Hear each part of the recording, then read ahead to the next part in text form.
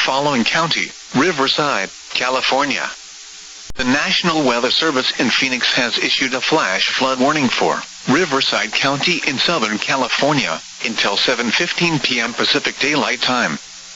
At 4:16 p.m. Pacific Daylight Time, Doppler radar indicated thunderstorms producing heavy rain across the warned area.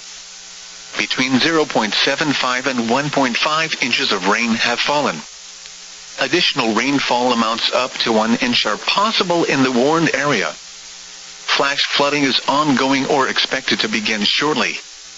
Hazard: life-threatening flash flooding. Thunderstorms producing flash flooding. Source: radar indicated. Impact: life-threatening flash flooding of creeks and streams, urban areas, highways, streets and underpasses. Some locations that will experience flash flooding include mainly rural areas of Riverside County.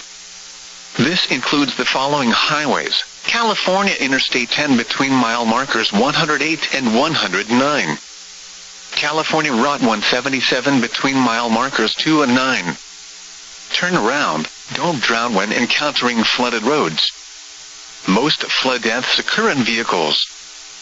Be aware of your surroundings and do not drive on flooded roads.